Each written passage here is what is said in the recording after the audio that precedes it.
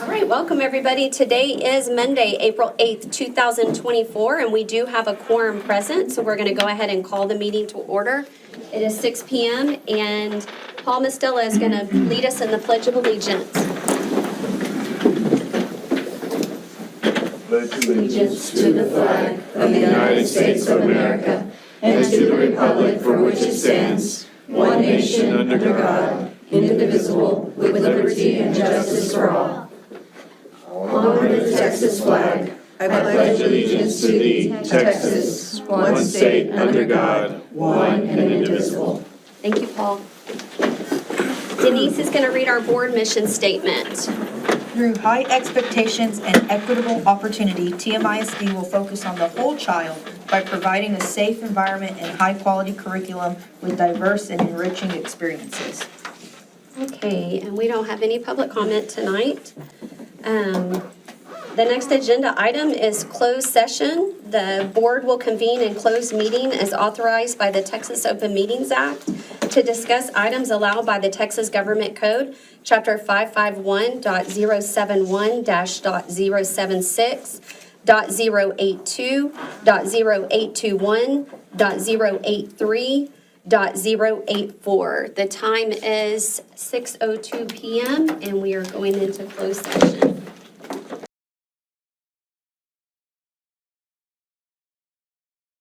Okay, it is April 8th, 2024. It is 7:08 p.m. and we are back from closed session. And we do have action that is resulted from closed session deliberation.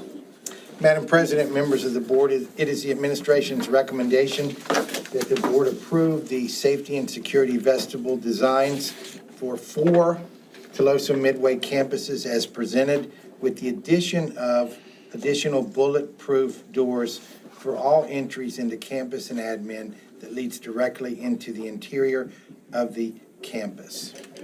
And fencing for the entire exterior of the Academic Career Center. All right, do I have a motion? I'll make that motion. I have a motion made by Ben, and I have a second by Paul Mastella. All those in favor? None opposed, motion carries 7-0. Madam President, members of the board, it is the administration's recommendation that the board approve the administrative contract for Stacy Lucas as presented to be the new principal at our Tuloso Midway Intermediate Campus. I'm going to make that motion, You do it, I'll second and it. you'll second I'll it. third it. All those in favor? None opposed, motion carries 7-0. Congratulations.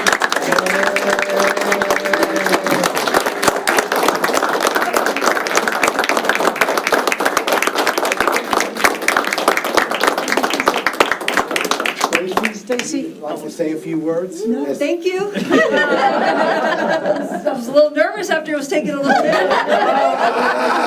Stuff going on, but no, I appreciate the opportunity and I'm going to, thank you, do the best that I can. Yeah, can we take a Thank picture you. with you? Yes, thank you so much. Thank you. Congratulations. Thank you, thank you, thank you.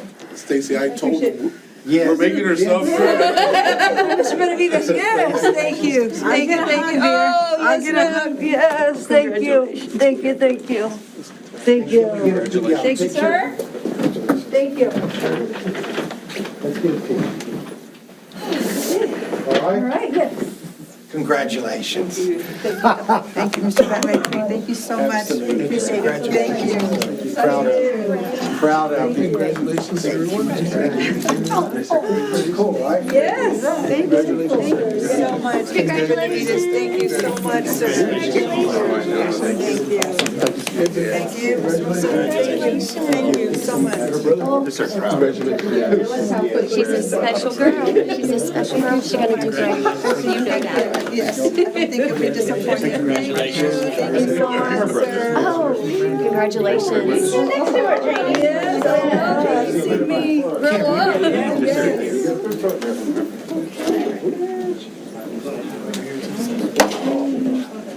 And then let's get one with your family. Yes, sir. All right. Squeeze in just a little bit more. All right, here we go. 1, 2, and got it. Okay. take one also real quick. That's right, yes, that's my brother. Hold on. Oh, wait. That's your Yes, brother. that's my brother. 1, 2, 3. Great. Okay. Okay. And then you guys want to come in, Derek and Cece? Oh, cool. Yeah. You want a picture? Here, I'll take a picture and I'll send it to you. Yeah, absolutely. Y'all are the big supporters. Yes. 1, 2, 3. Don't hold it. Hold on, one more for Miss Chrissy. Mom and Dad. Yes. 1, 2, and 3. Janie, I can barely see you. Oh, let me get you to come Or this you want us way. to go on the other side? Yes, please. And then the mom and dad. Just swap kids. Yes. Yeah. There we go, better. Okay, here we go. Let's do it one more time. There. Perfect. 1, 2, and 3. Okay, now mom and dad. All right, Mom and Dad. Yes. You need several, but just mom and dad. Yeah, I agree. That's Oh, okay. yeah. Thank you. Thank you all so much. You're good. You're good. All right, here we go. 1, 2, and 3. Oh, thank you, brother. 1, 2, 3. Oh, I got a bunch too. All right. Stay up here. Thank you. You and your parents. Oh, family. Oh, yeah. Here, Kiki, go. Family. Yeah. Come on, boys. Did everybody else come? Yeah. Here, y'all get in there. Let me take it. Yeah, I can do Let me it. take it. I'll Where send you it to Stacy. Oh, okay. Let's go. You want that in there? I'm gonna stand by. I know. All right.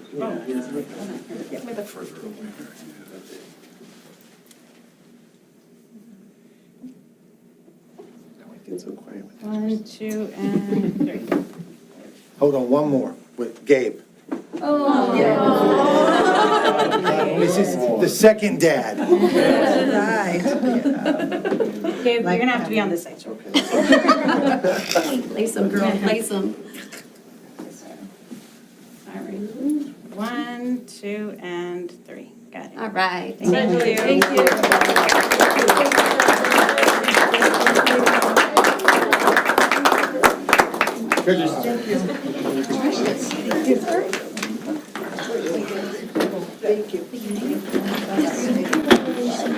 You don't have to stay for the rest of the We're day. good, okay. You can Yeah, go well, celebrate. We have star testing tomorrow, so we Okay. have to get to bed early, yes. Yes, sir. But thank you. You guys ready? Congratulations. Thank you again, sir. Thank you, guys. Thank you. Thank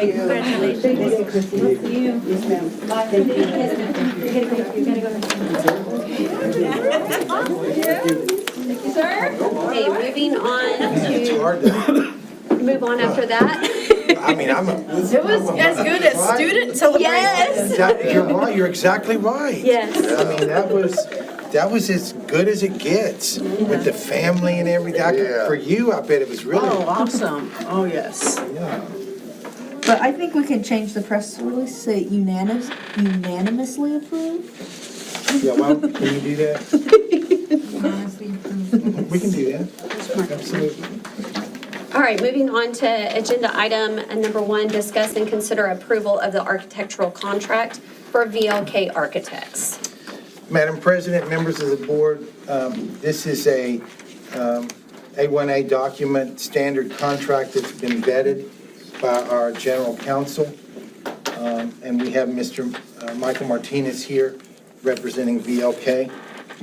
For your, any questions, comments, observations? I had questions. Okay? So 1.1.3 What owners, page? I think it's the first or second page. Owner's budget for cost of work, and then it tells us the cost of each of the alternatives. The natatorium being 7.8, and then the CTE being 30 million. Per the definition in 6.1, that's not what our cost is, I guess. Because in 6.1, it says, cost of work does not include the architect's time and some other nomenclature stuff. And I just don't, I want to be sure we're not over budget just in the contract.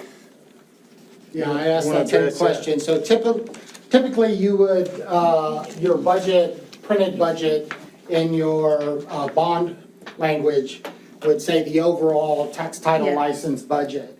I asked if it was 30 million or if it was, less, 20%. Typically, it's 20% less. And I was told it was 7.8 and 30 million. So that's the number I use. If that's not the number, we can edit it. We So the believe- 7.8 natatorium, that includes their cost. No, No. doesn't include fees. No, we have Doesn't soft include costs outside of that. Yes. And the reason for that is soft costs are not associated directly with construction costs. Like the construction cost is the construction cost, but soft cost is added on top of that, typically 20%. If you're carrying a contingency, you might carry a 5 or 10% contingency, so it might roll up to 25. I understand that, but the actual proposal, or what I voted on, said 7.8. Is that, That's what we hope to spend in the actual natatorium, and then generating the soft costs from interest on the funds that we have. There may be some work that we have a budget that we don't, it doesn't rise to that level. We're comfortable that we can build a CTE center for 30 million and invest 7.8, and then find the funds. is that risky? Or is that normal? It's what To I've find the soft cost somewhere else? It's what I've always done. But I don't want to value engineer it to where we take away from that. We may have to.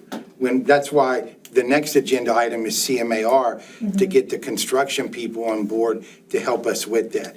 But our goal ultimately is to build a facility outside of soft costs for $30 million. That's our charge. Hopefully, we can do that. And we're hoping, or in previous bonds you've had, soft cost has been easily generated through interest occurred in the bank? That and not generally as much interest, because the interest rates were a lot lower than they are right now, and the bonds weren't as big. But there's budgeted items for example, parking lot lighting, that there's no way we're going to spend $1.5 million on parking lot lighting. So that fund would be, some of that would be rolled into soft costs. So I understand that on the CTE side, but on the natatorium side, is that allowed? Because it's its own measure? We can't go over 7.8 on the actual spending of the natatorium process. Excluding Yeah, we soft have costs. $7.8 million that we can't go over. We have 151 million in Proposition A that we can't go over. So the 7.8 includes soft costs, but the other one doesn't? The 7.8 doesn't include soft costs. I just don't want to get to the end and then us not find this soft cost money somewhere else.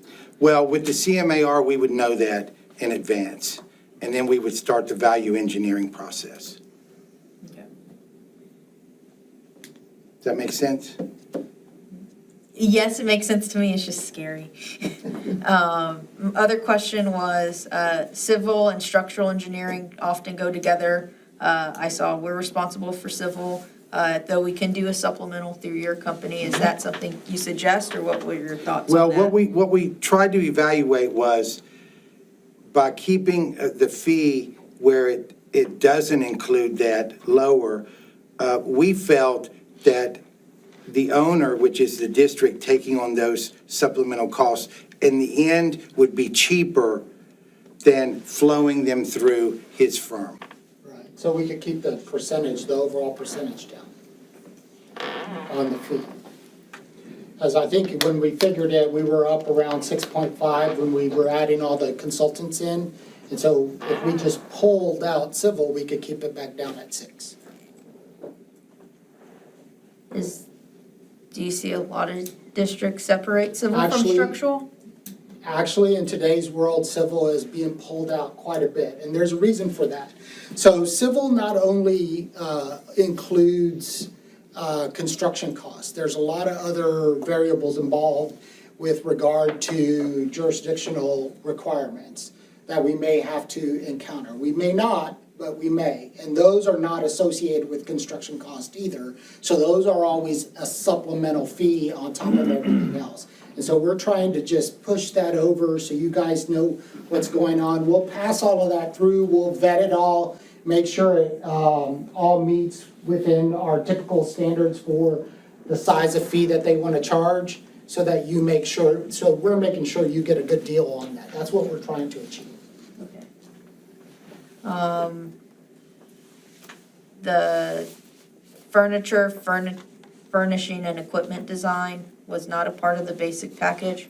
I feel, at least for the CTE center, that's, We have a line item for that. okay. With this firm or No, somewhere it's else? separate. Okay. It's not part of that. I think, what do we have, 2.5 million Yes, sir. for furniture? So on the FF&E though, we would definitely be helping you to select the furniture and stuff. We believe that furniture is a big part of Yes. the overall design of the project. So we would be involved in that at whatever level you guys want us to, but typically we like to be quite involved in the FF&E part. Yeah, I just, because we're, in a CT center, you're gonna have some very specific equipment, and I think it would be beneficial if it was through y'all. I just, Yes, it will be, but the other thing that you need to understand is that the CTE does have a lot of special equipment, and we would coordinate that with you all the way through, make sure we got power, gas, air, whatever that equipment needs. But you are going to get a better value buying that stuff yourselves Okay. than sending it through us and getting the overhead added through the contractor and all of that. Yep. It's a lot I better agree deal with for you that. guys. That makes sense. Hands in.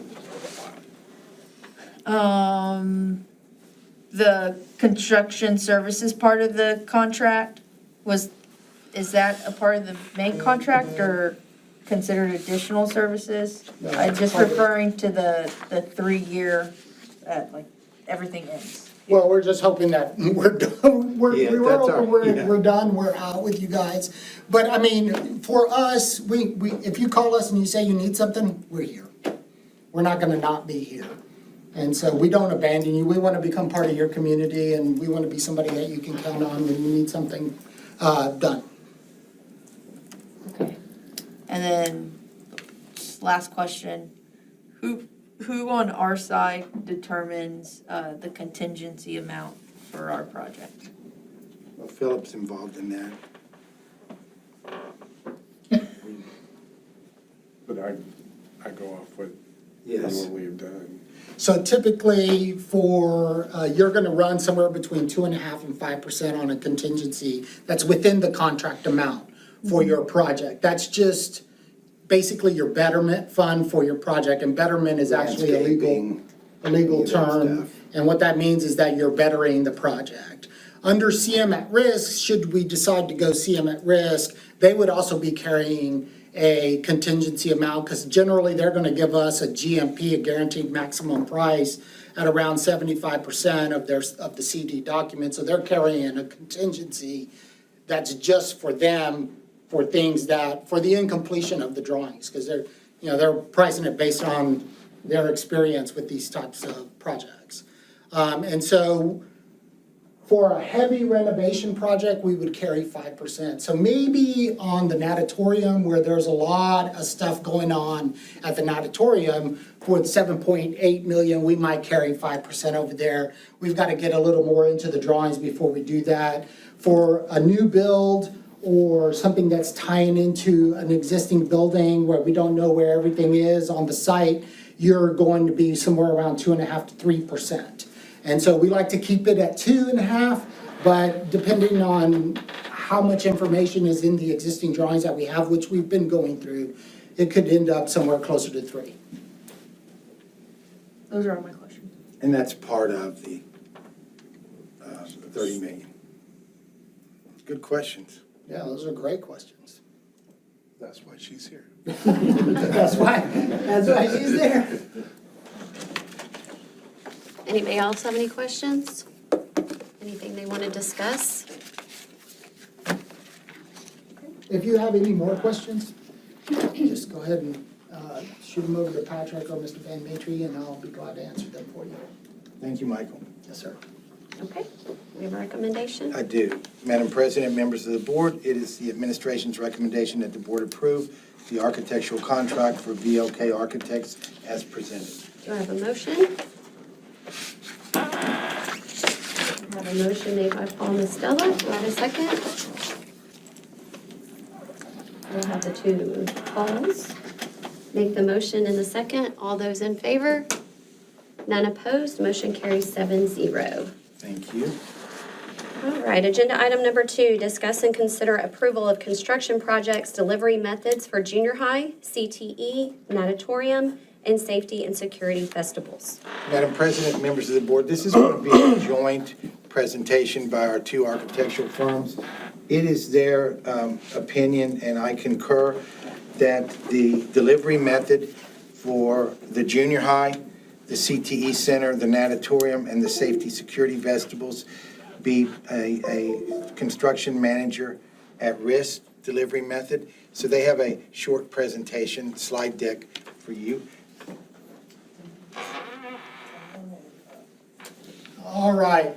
So in the state of Texas, you have 6 different types of delivery methods that are available to you. They're listed here: competitive bidding, competitive seal proposal, which we'll talk a little bit more about, CM agent, construction manager agent, which I would never recommend for anybody. There are a couple of firms that do really well with that, but you guys carry all the liability on a CM agent for all the subcontractors, so it's never recommended for you guys. Construction manager at risk, which we'll talk a little bit more. Design build, which is really kind of contractor led, and the A&E team is a sub of the general contractor in that method. And then job order contracting is really your smaller projects. Used to be up to about 2 million, today's world maybe up to about 5 million for those types of projects. You approved design build for all of the athletic facilities. And there are pros and cons for all of them, but we're going to talk about the 2 most popular methods for school districts, which is competitive seal proposal and CM at risk. Oop, I'm going the wrong way already. And so the most important part about the delivery method is that we're doing all the front end work for you guys and making sure we're getting all the existing drawings. We're talking to all the authorities having jurisdiction, getting all the answers that we can on the front end so that we make sure that we're making the right decisions as we move forward with your project. Yeah, so let's talk about CSP. So CSP requires a little bit more legwork on the architect or the AE side. We got to have 100% completion of documents. It's a little bit longer process. It's a linear process, so it's a little bit longer because you got to finish the drawings and then bid the drawings and then select your contractor and then start construction. So it's a little bit longer. But the big part of it is that you guys don't have to take the low bid number in the competitive seal proposal method. You're selecting best value. And you have a selection criteria that you guys agree upon. And each one of those line items for the selection criteria is weighted. Typically, the price is the highest weighted, somewhere between 35 and 40% of the overall cost. But reputation, experience, I've even seen experience with the school district listed as criteria. The 2 most important things in that, in my opinion, is obviously the price, but the other one is the superintendent. So you want a quality superintendent on your project, someone hopefully with more than 20 years of experience, because the superintendent is really the driver of the bus in construction.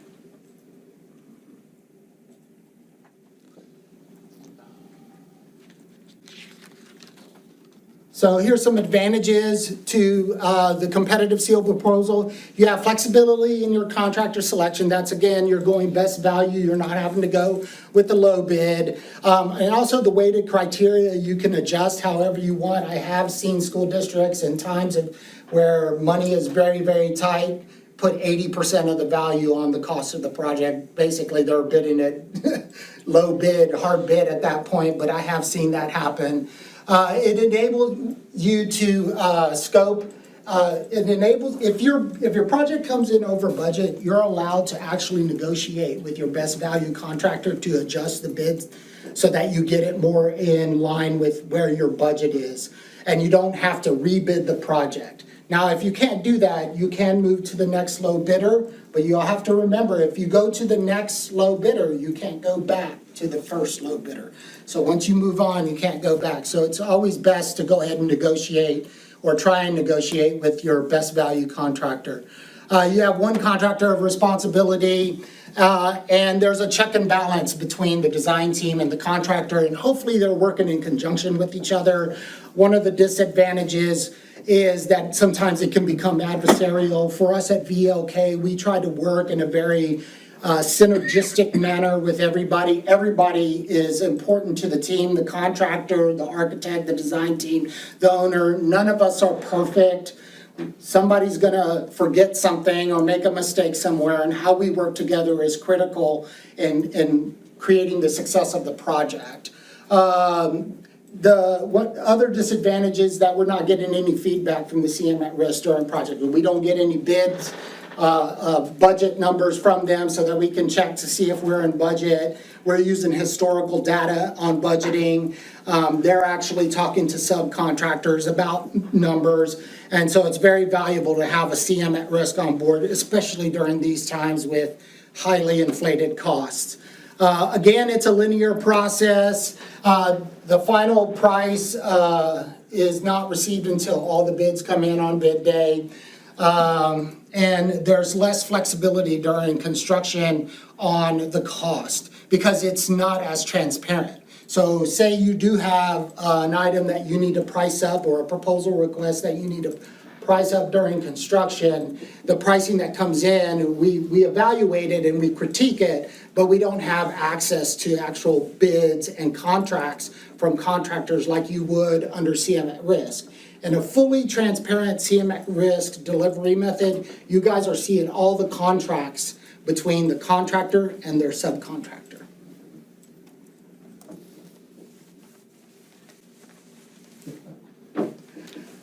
And this is just your kind of communication protocol, owner to architect, and architect to consultants, and then owner to contractor to subcontractor. We talked about protocol before when we were here during the interview. We don't want the architect talking to the subcontractors, and we don't want the contractor talking to the consultants without us going through each other. So there's got to be a communication protocol. It's going to be the same for CM at risk as well. It's very similar to how every contract is written. Under CM at risk, the most important thing under CM at risk, and this is where CM at risk used to be very, very hairy for me back in the day. I didn't really like it until I actually read the whole contract. But CM at risk, when you get a GMP, a guaranteed maximum price, that's a price not to exceed. If the CM gives you a GMP, it's not to exceed. Back in the day, they would come in, contractors would come in and act like they were CM at risk, and really what they were doing was cost plus.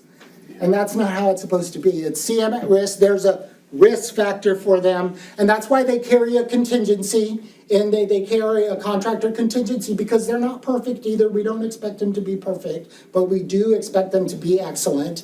And so they're gonna have some issues as they go through, but their contingency is what's used to cover those items. And different contracts are written different ways in regard to how the contractor spends their contingency money. Typically, that's gonna come through all of us, making sure we vetted all of the numbers and everything's okay with the pricing that they're giving us. However, what was I wanting to say? However, Other contracts that I've seen written say that the contractor can spend that money on whatever they tell you they want to spend it on. They could come and tell you, oh, we forgot this and we forgot that and we forgot this. Well, that's where you get a copy of all their contracts, you read the contracts, the exclusions, the exclusions, and you say, well, wait a minute, it says it's in this contract, what do you mean you don't have it? So that's a critical component of transparency for CM at Risk. It should always be transparent, you should always be getting the contracts from the subcontractors. When do you know that a contract is signed with the subcontractor? When you receive a shop drawing. If you're receiving a shop drawing, the contractor has signed a contract. Otherwise, you're not gonna get a submittal from a subcontractor. Again, we're very well versed in the requirements for each party. There's owner, architect, and contractor responsibilities under the CM at Risk. I would stress that it's very important that your contract is written by your legal counsel, and that contract is written to protect you. And a lot of times, contractors will get between us, the architect, and the owner, and try to get you guys to do things. I always like using contract language to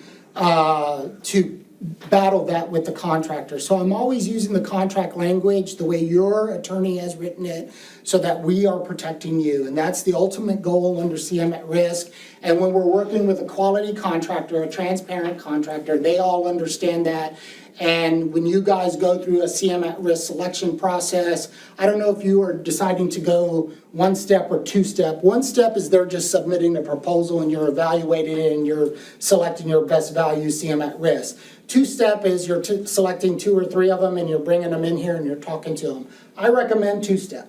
Because then you can sit across from those guys, and usually the owner is sitting at the table of that contracting company. I have a document that's called CM at Risk for Public Owners. And it's actually a document that is written by the AGC, the American General Contractors Association, not AIA, not American Institute of Architects. And so I use that. It's a very, very extensive document that spells out all of the roles of each of the team members.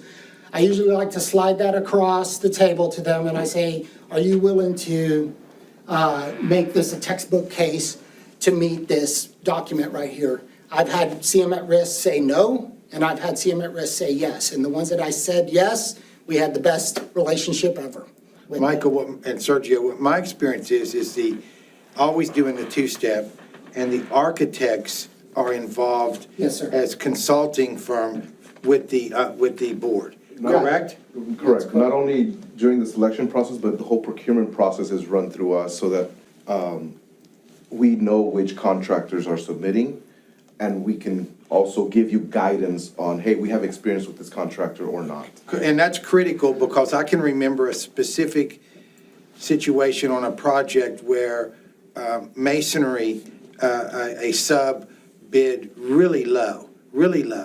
And so there were questions, and what we found out was that the sub didn't really have the capacity to do the job. And so you definitely don't want to hire a sub that can't finish the project. Correct. That's a disaster. And one of the criteria that we like to employ is one that UT uses, and that is that CM at Risk, for every subcontractor the CM at Risk selects to be on your project, they're writing you an evaluation letter that says, we recommend this subcontractor because X, Y, Z, and we don't recommend these other contractors because X, Y, Z. That is And the then we best get way to to see go. all the bids. And you get to see all of that. Yes. You get to see all that, and you get to decide which ones you want, or which ones you have experience with. If you have experience with a mechanical contractor who hasn't performed for you in the past, you have the ability to say, no, we want to go to the next one.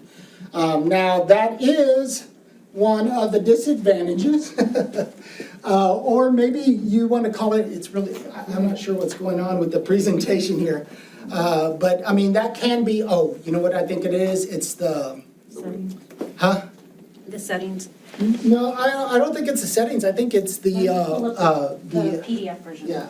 Oh, you use the PowerPoint version? Okay, yeah, that's what, it's the program, I think. Year of the program. Is it the latest program that you're using? I'm pretty sure. It wouldn't be a board meeting if we didn't have trouble with the technology there. Yeah. So are all subs required to put up performance bonds? And, you know, you mentioned something about not being able to perform. So Are the they required? GC puts up the performance and payment bonds. Okay.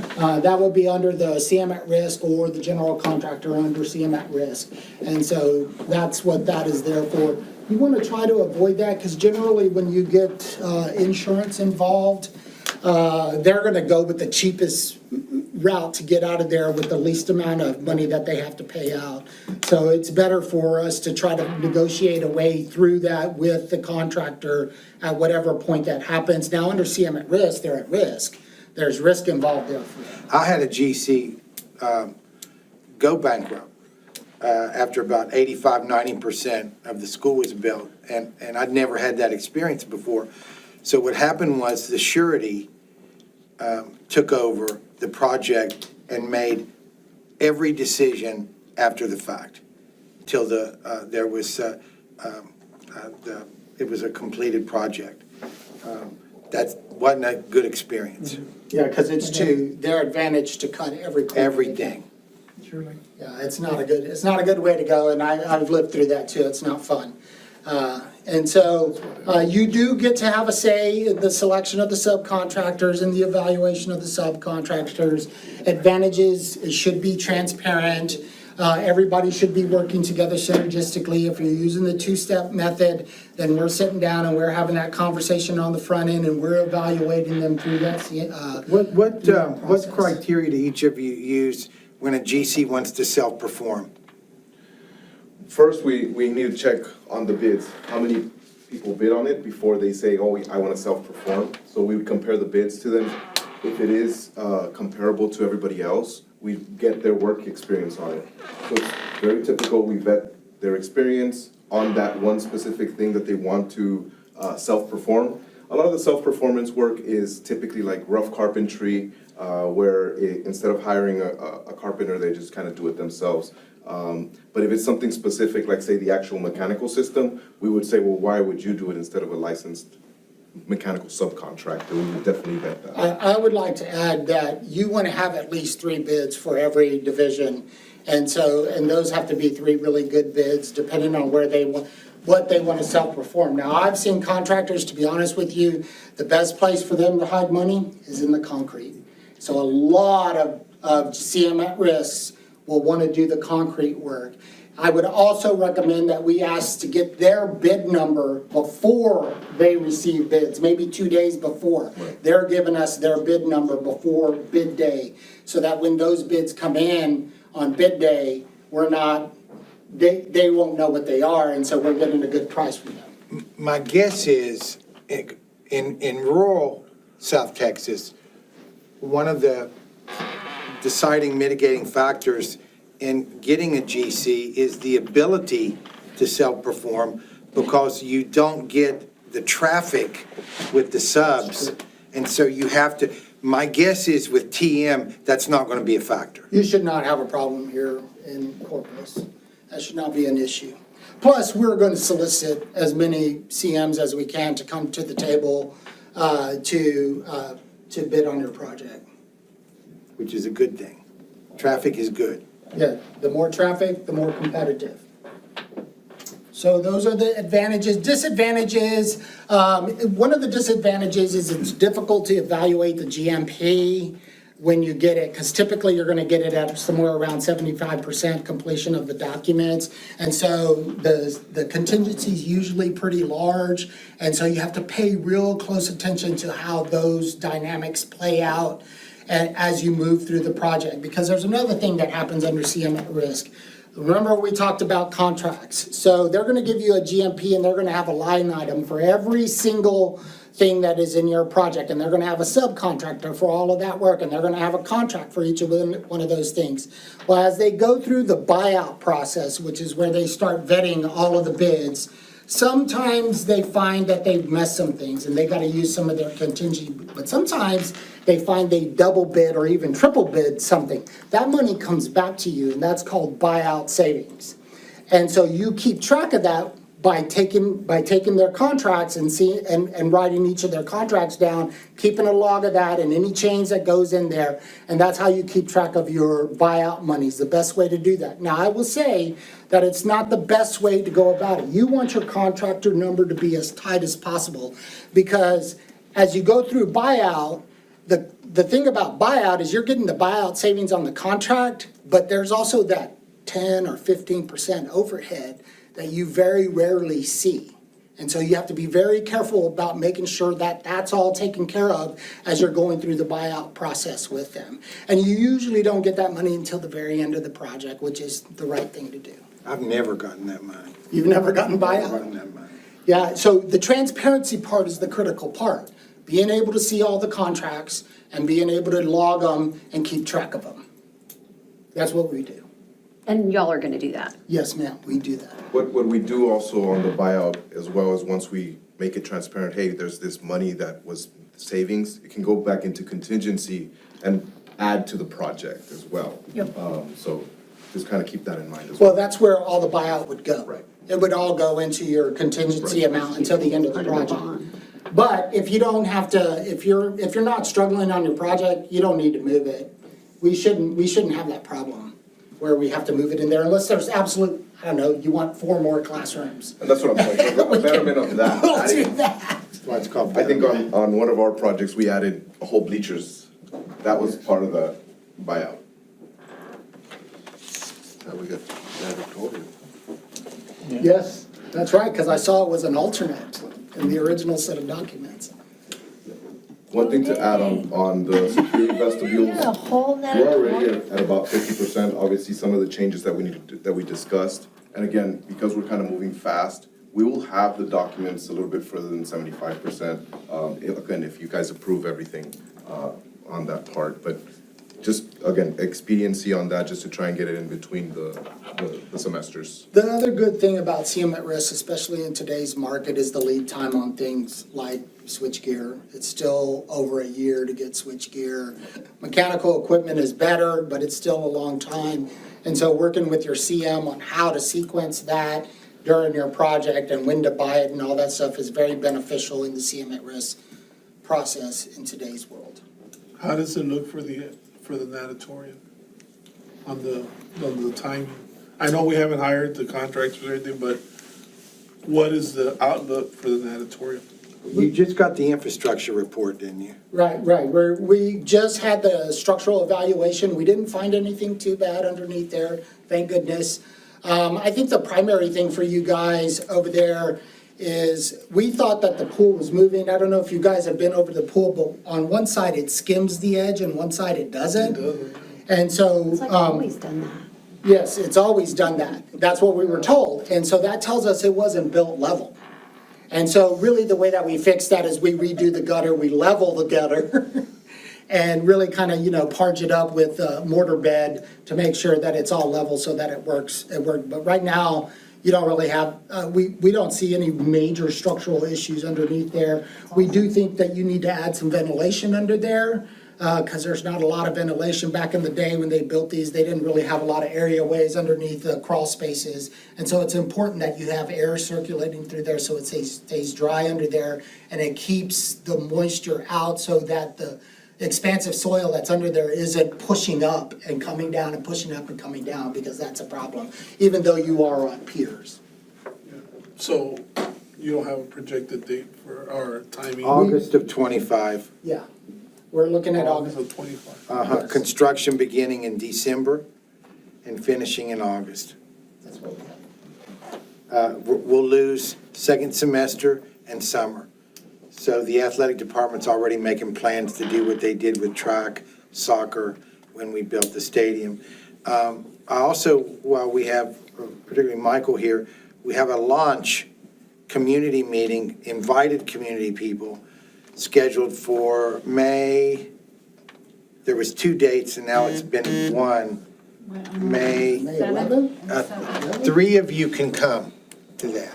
So you don't have to make that decision now because it's not an agenda item, but be thinking about that. And that launch process will be focused on your CTE building.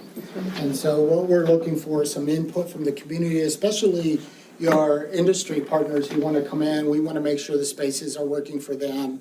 And we want to hear from them about the types of equipment that you need in those spaces. And we have Valero that's already accepted, and Denise, you're working with Flint Hills, and can you see if we can get someone from Citgo? Absolutely. May 7th. May 7th. We'll send that out, you'll know. But there was two, but it's been moved to May. I have a question on that. When you said the three of us can go, I thought, Mr. Cruz had told us if it's It's some, a public community meeting. that it didn't affect But the it's open not, But forum. it's not but a it's- public, it's invited public. And we'll be And it's a discussing business. school business, which is the actual design of the building. What'll happen is, well, walk them through. So, because this is a very singular kind of building, it's CTE, we're gonna have a one-day, usually we have a two-day launch process, and that's a charrette process. Basically, you come in, you give ideas, we usually break the teams out into 6 or 7 different tables. We like to have a very diverse group of people at the table. You would have a board member, an administrator, a student, a parent, an industry partner, maybe all sitting at one table. We don't want all the industry partners together and all the teachers together. We want a diverse thing. And then we give them a game board, and that game board is your site plan. And on that site plan, then with that site plan, we take the programming, which we went through programming last week with Mr. Van Matry and the principal at the high school here. We got all of that worked out, and so then we would give game pieces. So we cut out all the areas, like the administration area. We don't cut out all the individual offices, but we cut out the administration area, and then maybe, the classroom wing, and then maybe the cafeteria and the gym and that stuff. We would give those game pieces to each one of those tables, and then they get to put it on the site the way they want. Now, that's on a typical, large high school project. Because we're focused on CTE, what we're going to do is we're gonna come in with 3 designs for you guys that you can look at, 3 different options that you can look at, and you can pick and choose from each one if you want to come up with a 4th option, and then we'll come back and we'll present the schematic design to you based on the input that we get from you guys. In the long charrette process, everybody gets to vote. We're also gonna bring in what we call typology boards, and those typology boards are pictures of schools and spaces within the school that you wanna see, and we'll give you little voting stickers, and you get to vote on each one of those photos, and the stickers, or the pictures that get the most votes, those are what we're gonna use to develop the schematic design and the elevation or the look of your building. And so then we come back with that look for you, we'll come back, we'll refine it, and then you get to vote on it again, so that it's your project. It's not our project, it's your project. And if I'll speak with Cruz to see if all 7 of you can go, because I'd like to do that. Where in the process does the full community get to come in before it actually goes to the board for final approval? During launch. You come in during launch, and after we have our launch day 1, we'll get back with Mr. Van Matry and Patrick and try to figure out, do we need to have another one? For the whole community? For the whole community to come in and see what we've done. We can do that too. Okay. Sergio, any? We'll be doing the same thing around for the junior high. We're just not at that point yet. I think the Realtors contract is up for vote today. So once we have an actual site, then we can actually start figuring that out. But we will start launching as far as meeting with your administrators and your teachers right after our. The junior high's a little ahead of the game anyway because of the collaboration during the pre-bond campaign where he met, I don't know, a couple times with the teachers to design the junior high campus, but we'll be doing that as well. But it's critical that he marries up with the real estate people so we can move forward with that. We don't have that variable with Michael's work since it's going to be built on site.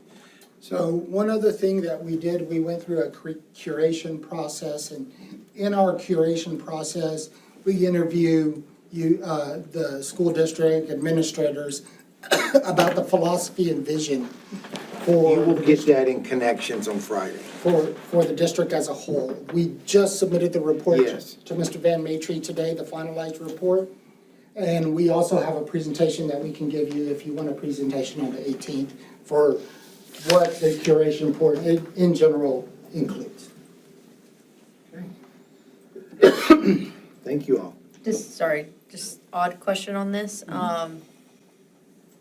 Especially for the natatorium and CTE, or even like the security vestibules, are our contractors like gonna be background checked? If they're working during school Yes, hours? that's required. That's part of their contract. That's a requirement. Even as, under the RFQ that's gonna be done, they already have to sign the felon conviction notice and all the paperwork that requires. No intermingling with students. Awesome. Correct. Any other question? Good information. Thank you. Good questions. Thank you. Good If you have discussion. any more questions, again, just shoot an email to Mr. Van Matry or Mr. Patrick, and we'll get it answered for you guys. Y'all have any questions right now? Any more discussion? All right. Madam President, members of the board, it is the administration's recommendation that the board approve the construction project's delivery methods for the junior high, CT Career and Technical Center, natatorium, and safety and security vestibules as presented. So I have a motion. I'll make that motion. I have a motion made by Ben. I have a second. And second made by Leo. All those in favor? None opposed. Motion carries 7-0. Agenda item number 3, discuss and consider approval of real estate broker contract. Madam President, members of the board, through extensive conversation, I think Ashley would agree with that, with our legal staff, we are prepared to present the real estate consulting and brokerage services agreement. We have Ashley and Lisa here to answer any questions that you may have so that we can get started on looking at and making some decisions on purchasing property. Ladies?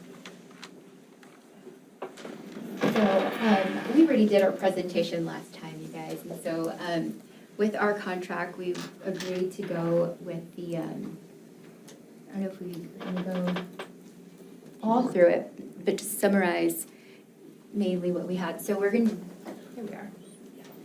Yeah, so legal, my legal, y'all's legal, we went back and forth extensively through the contract, so, we agreed, we're, you know, like last time, we're doing the 3%,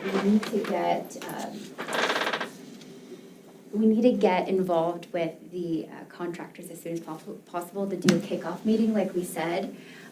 But if we go through here on it basically sums out who we are, what you guys are, what our scope of services is, basically the engagement. Sorry guys, continue going. So it has who we are, compensation, insurance packages, all the legal jargon. If you go to the scope of services, I believe it's Exhibit B. Okay.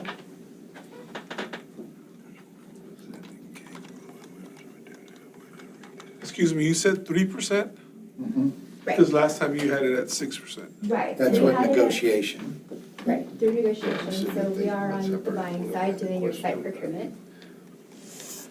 We have outlined a very detailed scope of services for you guys on what we plan on doing. I know there was a question about,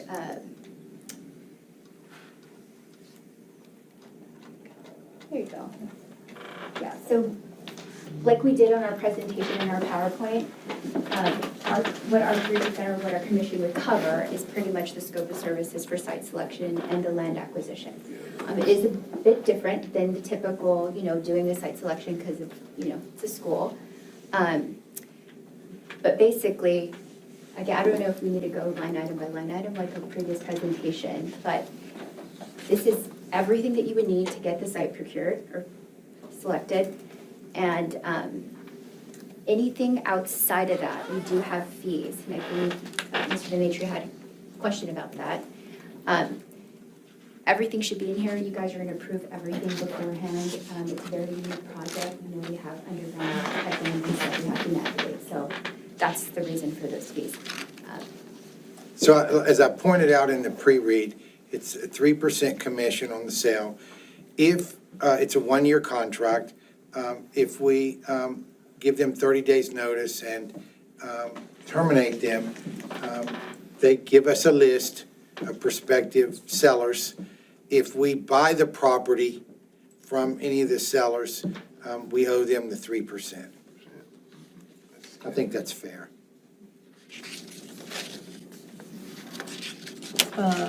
Two things, the addresses were all not this address. One of them had like the high school address and the other one was just a PO box.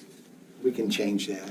So on notices, yeah, we could update that. And on notices, y'all's legal had put in where y'all would want. Yeah, that's Juan and his staff, and I didn't catch that. But it should be this address. Yeah, the first one, the first paragraph is the high school, and then his address is a PO box and the signature I part. didn't know I had a P.O. box. Yup. I have a P.O. box? Really? Where's the P.O. box at?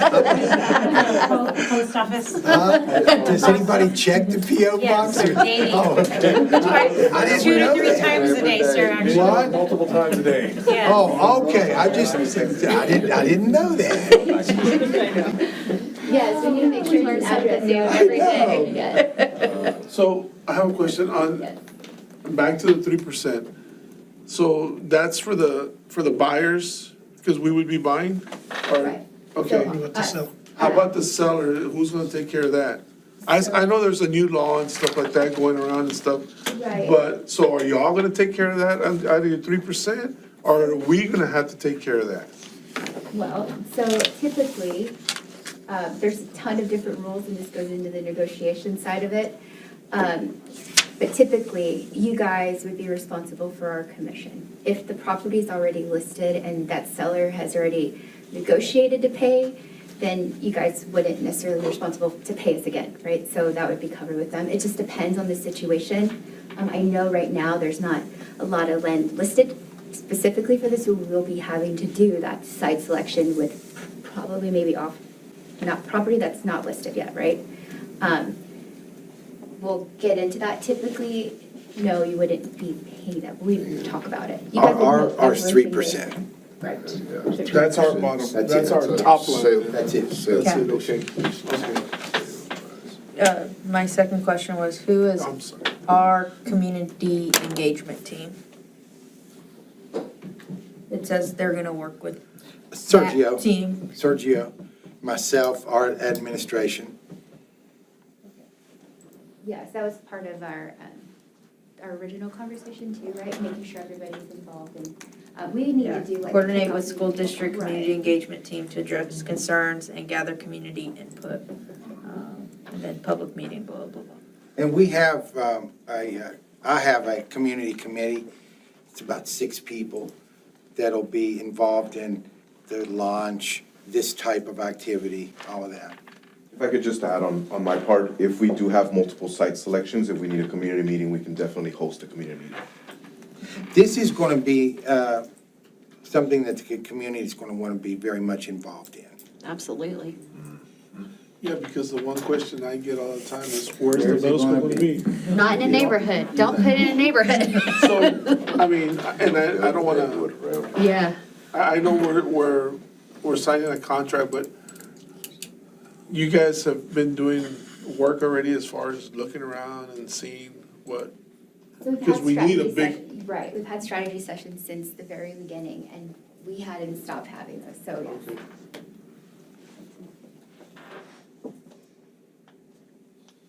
It's hard to say, right, like pinpointing a place, you know, of course, yeah. yeah.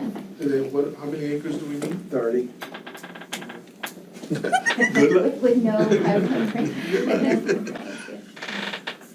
Minimum. I'm sure y'all can get it done, Yeah, we. or else we wouldn't be hiring y'all. That's cool. Yeah. All right, any other questions? Any other discussion?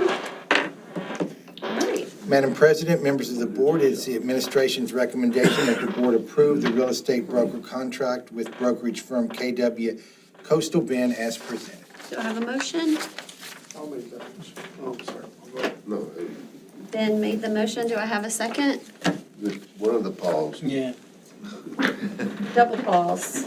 All those in favor? None opposed? Motion carries 7-0. We have future. Congratulations. Yes, congratulations. We have future meetings, April 15th, 2024 will be our regular called board meeting. And then I think that Mr. Van Matry mentioned tonight, a special called board meeting, April 29th, 2024. And do I have a motion to adjourn the meeting? I do. At every single meeting. All right. Basketball tonight. I have a motion and a second to adjourn the meeting. It is Monday, April 8th, 2024. All those in favor? None opposed. The motion carries 7-0. This meeting is adjourned. It's 8:07 PM.